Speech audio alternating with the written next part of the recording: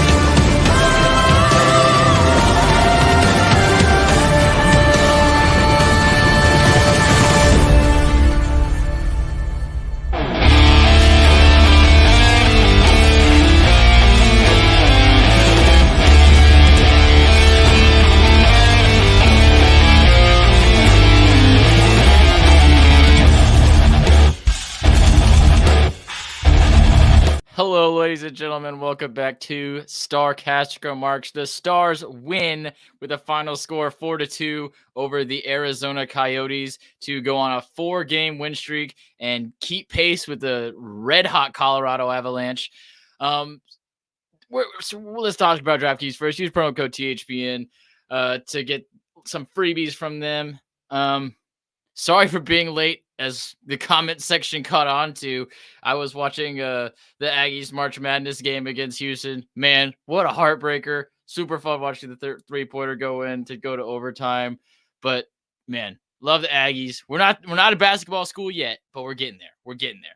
Anyway, let's talk about the team that did win. Dallas Stars, like I said, 4 games in a row, keeping pace with Colorado Avalanche, who came from behind today from 4-0 to beat the Penguins to keep the lead in the Central Division. Both teams now sit at, how many points do they sit at? Let's see. Y'all gonna have to give me a break. I'm on my own here. Both sitting at 97 points, pulling away a little bit from Winnipeg, who lost one of their games in head. Winnipeg is now at 93.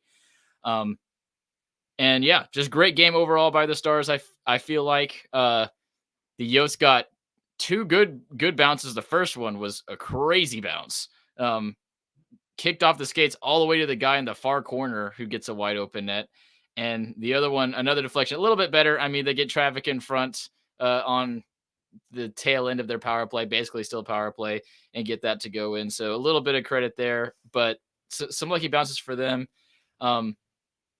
Stars finally find a way to get their goal scoring to go in. They had a lot of pressure throughout the game, and just it felt like they couldn't get anything to go. And they finally get the 3, and 3 is all they needed thanks to some heroic efforts by Otter. Some pretty solid defending, I'd say, for the most part. And yeah, we take that kind of game when you're playing the Arizona Coyotes, and the Stars continue to rack up these points against these inferior teams, which is exactly what they have to do. And it's exactly the kind of response that we've been talking about ever since that back-to-back losses against the Panthers and the Devils. The Stars have responded pretty much as good as they can against these bad teams, taking care of business. This is the first one that feels kind of close, and it still wasn't too close, I feel like. Since I am solo tonight, we're just going to kind of run through the scoring here real quick. So first things first, the game gets started. Stars score on their first shot of the game. Really slow, weird, lazy first 4 minutes, but first shot comes from Jamie Benn, and he buries it at 421 with a one-timer, looking like vintage Art Ross Jamie Benn. And that is now, I think, 5 goals in the last 4 games for Jamie Benn. So he's turning it on. He's trying to get back to his 20 goal pace that he was at last year. So he has been crazy the last few games. That whole line has just been dominant ever since Stankoven has come up on the team. That's a whole nother like trade deadline acquisition almost type player, Logan Stankoven, and it has been a huge difference for that line. Love to see Ben get back on there. Then the Yotes tied up late at the end of that first period, like I said, off of that weird deflection straight to Keller. And I wouldn't even say it was bad defending. It was a bad turnover. I'm going to give a little bit of crap to Chris Tanev here. When you pay a heavy penny for a rental for just 20, hopefully a lot more games in the playoffs, you expect to get what you pay for, really. And what we're paying for is a solid defender who can make big plays without the puck and is confident and can get the puck out of his zone with ease. And he gets that turnover, which leads to that first goal. Like I said, a little fluky, but he does still turn the puck over. Don't like to see that when you pay a lot of money for a rental, but he's been decent overall. Just a little bit of a rough game tonight, and I think that play kind of was part of it. Going into the second, the Stars start that period off really well. I mean, it's a response to that weird goal, and knowing that you shouldn't be tied 1-1 to the Yotes. They jump on him in the early going, and Tyler Seguin scores again. Just like last game. We get Jamie Benn, then Tyler Seguin. Same exact thing here. Seguin scores from Suter, who had a very good game, and Duchesne early on in that second period. And that line, just like how Logan Stankoven made the Ben Johnson line so much better, Tyler Seguin has made the Duchesne Marchment line so much better. So good to see that line get clicking again. And it's crazy to think that Seguin is actually such a huge piece of that line. And I'm starting to think that just all 3 of those guys are just so much better when they play together. And that's what's going to make the offseason even more tough if we don't see Duchesne come back. But great play by them. Love to see those guys clicking just immediately. As soon as Seguin gets back, they are right back where they left off. Lots of goal scoring, lots of heavy forechecking from those guys. 3 big forwards on that line. That'll be a lot of fun to see come playoff time as well. Second period, Yotes kind of hang on for dear life, I feel like, in that period. Stars outshoot him 16-12. Felt really downhill, and this is where it felt like they just weren't clicking on the execution side of the puck. They were getting a lot of pressure, getting pucks in deep, forechecking hard, doing all the right things, I feel like, and just couldn't get one to go. Couldn't get the passes crisp enough. Just everything was a little bit late, a little bit early. Nothing really was clicking. Brooke brings up a good point here on the comments section. Again, you're going to have to help me out a little bit, comment section, when I'm doing this solo. Refs took away a Duchesne goal. I don't remember if that was the second period or third period, but they definitely did. If it was the second period, that could be part of this no goal scoring due to lacks of execution. And yeah, Wes McCauley, Ardell, Wes McCauley was the one who made that call. Y'all know how much I love Wes McCauley as a referee. Bad call there right after the no call on the trip, which might have been a good call. I don't know. That one was a little weird, but yeah, rough little section for the refs there in the middle of the game. Anyway, we go into the third period with the Stars up 2-1. And then I feel like the Stars don't get off to a good enough start early on in this period, especially with their passing, which it felt just a tick off in the second period. And we get to the third period, and it just kind of felt downright lazy. I mean, the whole first, I'd say 10 minutes of that period was just lazy passes from defensemen, lazy skating from forwards, I feel like, in those first 10 minutes of the third.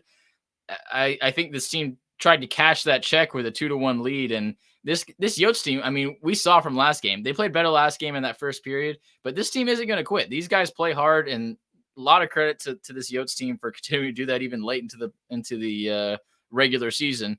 But you can't just cash in a 2-1 lead on these guys. They're going to play hard. They're going to play with pride, and they absolutely did that. So they get the goal off of really some good net front work and a little bit of luck. And they get to tie it at 2-2 by Bukestad, who had a crazy night. He had chances all over the place at 7:26. After that goal, there's a little bit of a response from the Stars, but I feel like the Yotes kind of matched it as well. I mean, both teams started skating a little bit faster after that. They felt the 2-2 happen, and they were like, "All right, let's go play a 13-minute hockey game." Both teams started firing. Uh, Problem is when you get into a track race like that, the Stars are going to come out on top. They got three lines that can play fast and with a lot of offensive power, and they started rolling over the Yotes as we went along, and that led to just the cannon of a Miro Heiskanen one timer, uh, with the assist by the Duchesne Sagan line. And man, love to see Miro Heiskanen get back on the score sheet. Absolutely had to happen. They said it'd been about a month since he had scored a goal, and he really looked like he was trying to get back on the score sheet tonight, because he was firing stuff from all over the place. That was like this. That was at least the second, maybe the third, just absolute unleashed clapper by Miro Heiskanen in this game. And honestly, we need to see that a little bit more because that was a great shot, absolutely rifled. I honestly was surprised the twine caught it because I thought it would go straight through. It was a cannon by Miro Heiskanen. Perfect time to do it. And he's definitely a clutch guy like that. We saw in the playoffs, I think, not last year, but 2 years ago, Miro Heiskanen can make those kind of clutch plays in the offensive zone, especially. He's always going to be consistent and solid in your own defensive end, getting pucks out, making those great stick checks that he's known for. But when it comes to the offensive side, he definitely has an inkling towards the dramatic when it comes to his goal scoring and his point producing. So love to see that back from him, especially as we head towards the playoffs. And from that point on, the Stars played a lot better to close out the third period, I feel like. Not as much offensively, but just lockdown defense. The Yotes are trying to get some strong puck pressure on the forecheck, and they really can't do it. They can't break the Stars defense. The Stars are making good, clean passes after that. And yeah, I think the Stars closed it out really well from that point on. Want to give a lot of credit in this game to Otter, who we've been giving a lot of crap to, and I think that is definitely warranted. But after the last game with the Penguins, he had a couple big saves. We're like, all right, that's a good base for him to turn around. And this game is just another step in that direction. I feel like couple of big saves, some big glove saves, and some big blocker saves. He's had a lot of problems with the glove side, as James has pointed out a bunch of times. Dropping it early, I feel like, has been his main problem. Huge glove save tonight, keeping the glove right in the right spot and just staring the puck into it. Huge save. I can't remember exactly when that was. Again, y'all are going to have to forgive me with going solo night and being an hour late due to a emotional basketball game. But love the way Otter played tonight. Looked a lot more confident. Loved his positioning. Like I said, both hands were working tonight. Glove hand, he had some huge saves. Blocker side, he had some huge saves. He looked a lot more clean. Hopefully he can just keep on taking these steps to keep on building as we get to the playoffs and just find some momentum that he hasn't had all season. And he's doing the right things. He's getting better, and I'm feeling a lot better about it. I didn't mention the Duchesne goal. He finally breaks his 2 to 3 week, I think, goalless drought. He's just been getting stoned. Like we said earlier, a whistle was blown when Duchesne had a wide open net because Wes McCauley, being the genius that he is, didn't know that the puck was loose and didn't decide to look hard enough to find it. He gets the empty netter to hopefully break that and get the monkey off the back. We all know that empty netters aren't exactly the same as scoring when a goalie's in there, but hopefully it gives him a little bit of boost and he can get back on the score sheet pretty soon. The way that line is rolling, it feels like it's got to come pretty soon. So good to get that from Duchesne. Stars end the night with 35 shots on goal to Arizona's 28. The faceoffs were huge for the Stars tonight. They end 59% on the faceoff dot. One big setback by the Stars tonight was their power play against a not very good Arizona penalty kill. They couldn't get going at all. Power play looked pretty bad all night long. Couldn't get into the zone, which was the main problem. And that's always very frustrating. That's always seems to be the Stars' main problem. Even there were portions of the season where we really couldn't get in the zone at all, and we're still scoring, and we're just scoring off the rush on the power play. So hopefully those demons aren't coming back for the Stars on the power play side, and they can get that figured out. I'm gonna skip the hits. Hits were 35 for Arizona, 16 for Dallas. That tends to happen, and that stat tends to be a little bit slanted towards the home team as well. In these things, the scorekeepers are not always as objective. But on to some out of town scores. Jets get blanked by the Capitals 3-0, like I mentioned earlier. That pushes them even further back. That's one of their games at hand. They lost their back-to-back games, so they played last night as well, and they played this afternoon. Lost both of them, and that pushes them out. As with that big comeback, that's absolutely insane. I was watching that one as well. The Penguins just absolutely collapsed at the end of the second and into the third period and just let them charge all the way back. The Avalanche are on, I think they said that was either their 8th game or 9th game in a row. And they look absolutely crazy right now. I mean, they are scoring at will, it seems like, even when they play bad. And the Avs, if you watch the first part of this game, they look terrible compared to the Penguins. And they can still come back and win. I mean, their scoring is absolutely crazy. And Sean Walker actually gets in on the action for them, their trade line acquisition. So he's feeling good on their team as well. They're starting to look incredibly scary. And yeah, so that's kind of what happened today. And I also kind of want to take a look at the President's Trophy race, because all we've been talking about for the Stars is how we're fighting for the division. We're 1 point back from leading the league, not the division, the entire league. In points. I mean, the leader in points is the Vancouver Canucks, who we'll see, I believe, on Wednesday with 98 points. Next to them is also New York Rangers with 98. Then we're down to 97, where we have Florida, Colorado, Carolina, the Stars, and Boston. So that's 7 teams within 1 point of the President's Trophy. That is absolutely insane. I can't recall a season that was this close with this many teams with the crack at the President's Trophy at the end of the season. And with the past couple of seasons that we've had with Boston, it's a little bit refreshing to actually not have everything settled 4 weeks before the season is over, to making the end extremely exciting, not just for the Central Division, which is probably the most exciting race within this, but for the whole thing, the whole deal. All these teams are fighting each other to win a President's Trophy, which is a big deal. I mean, that's being able to raise that banner that's important for a franchise. And I think that would be important for the Stars, it's been a little bit since we've had something like that happen. So yeah, keep an eye, not just on the division, which is the most important thing, but keep an eye on the league and conference as well. Kind of want to look ahead a little bit for the Stars schedule, going on a West Coast road trip again to close out the season. San Jose is next on Tuesday. Really need to win that game. Obviously, we got to win all these games against these mediocre teams, which it's hard for you to get the same energy, I think, when you're playing these teams that are for sure out of the playoffs. But these last 4 games have proved Stars are doing well at that. They're looking at the division, seeing how important these games are just in a points, just as points go.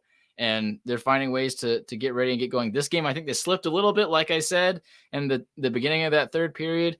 They got it back, though. Wasn't like we came out of the gates not ready to play. So we got to keep the whole 60 for this next San Jose game, and we'll be set. The big test coming on Thursday against Vancouver, who technically is leading the league as far as tiebreakers go. And we mentioned after that Panthers game, which was a big deal. They were leading the league at that time, and we had a huge lead on them and gave it up again. And we've been known to do that against good teams, especially Colorado. I mentioned after that loss, this next Vancouver game is going to be a big deal. The Stars need to find a way to play good against this team and need to find a way to play good for the full 60 and lock it down if we have a lead. I really want to see a win from this team on Thursday to give me some more confidence. The way Ryan's talking, I guess he's really going to lose all hope. I don't know how much hope he has left, but if we lose on Thursday, he might be fully gone. But then to close out that road trip, we finish in Seattle, who also is a little bit lackluster so far this season. And that'll close out that road trip for the rest of the week. Really want to see 3 wins there. I mean, I know that that's a lot to ask for from this team, especially late in the season after 4 straight wins. It's got to happen. This Colorado team is not slowing down. Even after a poor game tonight, they find a way to win. They're going to keep on winning. We saw last year, they did the exact same thing. I mean, they won so many games in a row to go and steal that division from the Stars. It's looking like they're going to try and do the exact same thing. So the Stars need to keep those wins up, keep racking up points, especially with how weak their schedule is. It's a necessity. Kind of want to look a little bit at what Colorado's schedule is looking like up in this next week. I haven't looked at that yet, so you're going to have to wait a second while I stall and find who they're playing. Playing the Canadians on Tuesday, so that should be pretty simple game for them there.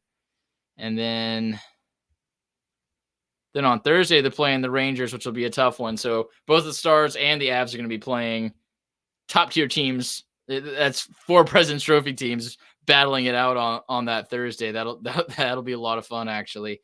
So you got to look forward to that. And then on Saturday, they are closing it out with the Predators, who are red hot still. Predators 8-0-2 in their last 10, charging up the standings, came out of nowhere to come and take that top wild card spot, and are looking pretty comfy in it as well. Could be a likely team for the Stars to face if they do win the Central at the end of the season. So big week coming up. It's going to be fun to watch the Stars take on these teams and try and give their best, even when they got maybe not the best opponents. And it's going to be honestly even more fun to be watching the other scores at the same time while you're watching the Stars. So get a lot of TVs up in your living room, get all the channels going at the same time. End of the season hockey is so much fun for this reason. All the score watching, rooting for so many different teams at the same time. It's going to be a ton of fun. Close it out tonight. I guess I got to pick a biggest winner, biggest loser. I'm going to be really rude, and you guys are probably going to hate me for it. I'm going to give it to Chris Tanev for the biggest loser tonight. That turnover, I don't know why. It rubbed me the wrong way really badly. I really didn't like it. And then he had a penalty, I believe, later on in this game as well. So I don't know. When it's a rental, I feel like my expectations are so much higher for them because we're only going to see them for this short time. And we pay a pretty penny for a guy that's going to play a quarter of your season, maybe. So I don't know. I put a high bar on those guys. And then I'm going to give the biggest winner to Sagan tonight.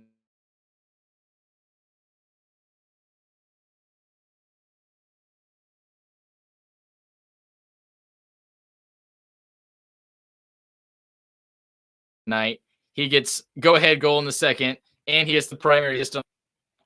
Okay, I think I'm back. That's never happened on a solo episode. I went away. I'm just going to say biggest winner because I hope that's all y'all missed. Biggest winner, Tyler Seguin. He gets the go-ahead goal in the second period, and he gets the primary assist on the game winner for Miro Heiskanen. He's been unstoppable since he came back. We thought it'd be a little bit of a slow start for him. Absolutely was not. He was fantastic. So biggest winner there, Tyler Seguin. Stars will play again on Tuesday night in a late game. Get some Red Bull. It's going to start at 9:30 in San Jose. It'll be an important one for the Stars. Got to keep pace with Colorado. They're not slowing down, and we got to keep not slowing down. Hopefully we'll have some more people on the podcast then, and hopefully I will not wait a whole hour because of some Aggie basketball. So without further ado, oh, wait, I got a couple more things to shout out. I forgot about that. I got to do Ryan's shop. Check out THPN or check out DraftKings. Use that promo code THPN. Check out the website, starcastremarks.com. You will see all of the latest podcast uploads. You will see all the latest blog posts. I'm sure Ryan will do one since he wasn't able to do the podcast tonight. That's kind of his strategy as far as blog posts go. And you'll see a lot of other cool stuff. Be sure to join our Discord. You'll see a link for it on the website. Lots of fun stuff going on over there. We chat during the games all the time. We got unique inside joke emojis going on over there. So a lot of fun community stuff going on in the Discord. Be sure to check that out. And like I said, be sure to check us out again on Tuesday night. And without further ado, I'm Chris by myself. Have a good whatever. And GG boys.